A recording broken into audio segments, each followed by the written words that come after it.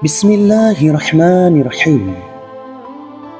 Diceritakan dari Sa'id bin Al-Musayyib bahwa Luqman berkata kepada putranya, "Wahai anakku, apapun yang menimpa dirimu, baik yang engkau sukai maupun yang engkau benci, maka tanamkanlah dalam hatimu bahwa itu adalah yang lebih baik bagi dirimu." Lalu, si anak menjawab, "Saya belum bisa melakukan apa yang ayah minta tersebut sebelum saya membuktikan kebenarannya." Luqman berkata, "Wahai anakku, Allah telah mengutus seorang nabi. Mari kita pergi menemuinya, karena dia memiliki penjelasan mengenai apa yang tadi ayah katakan kepadamu." Lantas si anak menjawab, "Baik ayah, mari kita pergi untuk menemui nabi tersebut." Setelah mempersiapkan bekal yang cukup, lantas mereka berdua pun memulai perjalanan. Luqman naik keledai sendiri dan putranya pun naik keledai sendiri. Setelah berhari-hari melakukan perjalanan, akhirnya mereka berdua sampai di kawasan gurun. Sebelum menempuh padang gurun tersebut, mereka berdua terlebih dulu mempersiapkan diri karena perjalanan yang akan dilalui itu sangatlah berat. Setelah beberapa lama berjalan menyusuri gurun, waktu siang pun datang. Cuaca mulai panas menyengat, perbekalan air dan yang lainnya mulai habis. Keledai yang mereka berdua tunggangi pun mulai melambat jalannya. Akhirnya, Luqman memutuskan untuk turun dari atas keledai. Lalu putranya juga melakukan hal yang sama. Kemudian, mereka melanjutkan perjalanan dengan berjalan kaki. Ketika sedang berjalan, Luqman melihat bayangan hitam dan asap mengepul di kejauhan. Bayangan hitam berarti pohon dan asap berarti wilayah pemukiman beserta penduduknya. Begitulah kata Luqman dalam hati. Pada saat mereka berdua mempercepat langkah kaki, tiba-tiba telapak kaki putranya menginjak pecahan tulang hingga tembus ke atas. Lalu putranya pun jatuh pingsan. Sementara waktu itu Luqman tidak menyadarinya. Dia baru sadar bahwa putranya itu jatuh pingsan setelah dia menoleh ke belakang. Melihat putranya jatuh, Luqman langsung bergegas menghampirinya, memeluknya, dan berusaha mengeluarkan tulang tersebut dengan giginya. Lalu, dia pun menyobek surban yang dia pakai untuk digunakan membadut luka pada kaki si anak. Pada waktu itu, Luqman memperhatikan wajah putranya. Lalu kedua matanya pun menangis dan ada tetesan air matanya yang jatuh di pipi si anak. Hal itu membuat si anak siuman. Ketika si anak melihat ayahnya menangis, ia pun berkata, "Wahai ayah, kenapa engkau menangis? Sementara ayah bilang bahwa apa yang saya alami ini lebih baik bagi saya." "Wahai ayah, bagaimana ini bisa lebih baik bagi saya, sementara bekal makanan dan minuman sudah habis, sedang kita berada di tengah gurun pasir seperti ini. Jika ayah pergi melanjutkan perjalanan sendiri dan meninggalkan saya di sini seperti ini, pastinya ayah akan selalu dirundung duka dan kesedihan dimanapun ayah berada. Akan tetapi, jika ayah tetap di sini bersama saya, maka kita berdua akan mati semua. Lantas, bagaimana semua ini lebih baik?" Lalu si ayah menjawab, "Wahai anakku, saya menangis karena perasaan kasihan seorang ayah kepada anaknya. Sungguh, andaikan bisa, ayah akan menebus dirimu dengan seluruh apa yang ayah miliki dari dunia ini. Adapun pertanyaanmu itu, bagaimana semua ini bisa lebih baik bagimu? Maka, barangkali musibah yang menimpamu ini adalah untuk menyelamatkanmu dari malapetaka yang mungkin jauh lebih besar. Barangkali musibah yang menimpamu ini jauh lebih ringan dari musibah yang dijauhkan darimu yang akan menimpamu seandainya engkau tidak mengalami musibah ini. Ketika sedang berbincang dengan anaknya seperti itu, lalu Luqman melihat ke arah depan dan ternyata dia tidak lagi melihat bayangan hitam dan kepulan asap. Dalam hati Luqman berkata, "Saya tidak melihat lagi kepulan asap dan bayangan hitam itu. Sudahlah, tidak apa-apa. Barangkali memang Tuhan memiliki rencana lain." Ketika sedang merenung seperti itu, tiba-tiba muncul dari kejauhan sosok penunggang kuda warna putih dan hitam.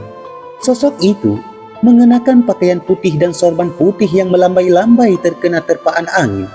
Lalu, Luqman terus memperhatikan sosok tersebut. Ketika sosok itu sudah dekat, tiba-tiba sosok itu menghilang dari pandangannya.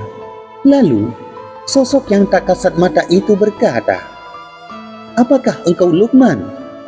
Luqman pun menjawab, "Iya, benar." Sosok itu bertanya lagi, "Apakah kamu Luqmanul Hakim yang bijak itu?" Luqman menjawab, "Seperti itulah orang-orang bilang." Sosok itu bertanya lagi, "Apa yang dikatakan anakmu yang kurang arif ini kepadamu?" Luqman pun berkata kepada sosok tersebut, "Wahai hamba Allah, siapa engkau sebenarnya? Saya hanya mendengar suaramu, tapi tidak melihat sosokmu." Sosok itu menjawab, "Saya ini adalah malaikat Jibril, hanya malaikat muqarrabun atau nabi yang diutus saja yang bisa melihatku. Oleh karena itu, engkau tidak bisa melihat saya." Jibril bertanya lagi kepada Luqman, "Apa yang dikatakan oleh putramu yang kurang arif ini?" Dalam hati Luqman berkata, "Jika engkau memang malaikat Jibril, tentu engkau lebih tahu dariku apa yang dikatakan putraku." Lalu, Jibril berkata, "Saya tidak tahu apa-apa mengenai engkau berdua, kecuali hanya bahwa saya ingin melindungi engkau berdua. Tuhanku memerintahkan kepadaku untuk melenyapkan kota tersebut dan semua orang yang ada di dalamnya dan apa yang ada di sekitarnya. Lalu mereka memberitahukanku bahwa engkau berdua ingin pergi ke kota tersebut. Lalu saya berdoa kepada Tuhanku supaya menahan engkau berdua. Jangan sampai engkau berdua berada di kota tersebut ketika saya menjalankan perintah pelenyapan terhadap kota itu. Akhirnya, Tuhan menahan engkau berdua di sini dengan cara membuat putramu mengalami apa yang dia alami tersebut. Seandainya Tuhan tidak membuat putramu mengalami hal itu, niscaya engkau berdua sudah ikut lenyap ke telan bumi bersama para penduduk kota tersebut." Kemudian, Jibril mengusapkan tangannya pada kaki putra Luqman yang terluka. Lalu, lukanya langsung sembuh dan dia bisa berdiri seperti semula.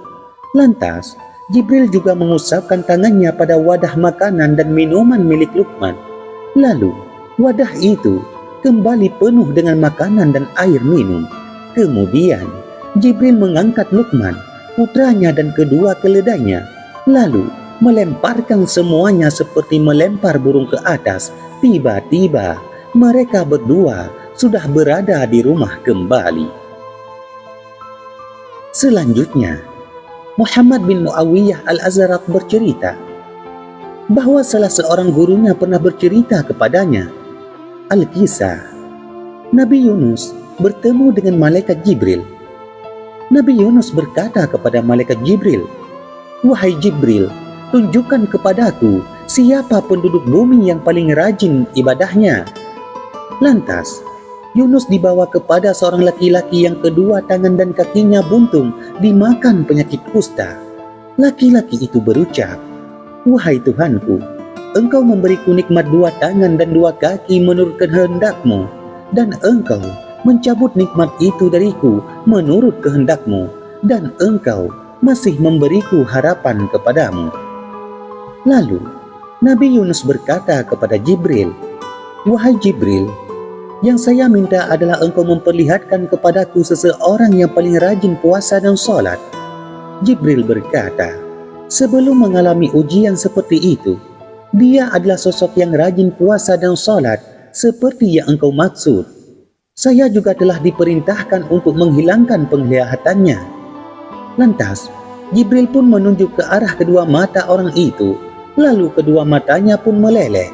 Lalu, orang itu berkata, "Wahai Tuhanku, Engkau memberiku nikmat dua mata sekehendakmu dan menghilangkan nikmat itu dariku sekehendakmu, dan Engkau masih memberiku harapan kepadamu." Lalu, Jibril berkata kepada orang itu, "Mari, silahkan engkau berdoa kepada Allah dan kami juga akan berdoa kepadanya bersamamu. Maka Allah akan mengembalikan kedua tanganmu, kedua kakimu, dan kedua matamu seperti semula, sehingga engkau bisa kembali beribadah seperti dulu lagi." Orang itu menjawab, "Saya tidak ingin melakukannya." Jibril pun bertanya, "Kenapa?" Orang itu menjawab, "Jika memang Allah mencintaiku dengan cara seperti ini, maka cintanya lebih saya sukai dari semua itu." Mendengar hal itu, Nabi Yunus berkata kepada malaikat Jibril, "Wahai Jibril, saya tidak pernah melihat satu orang pun yang lebih tinggi tingkatan ibadahnya dari orang ini." Jibril berkata kepada Yunus, "Wahai Yunus, ini adalah jalan terbaik menuju kepada Allah. Tidak ada yang lebih baik daripadanya. Wallahu a'lam bis-shawab."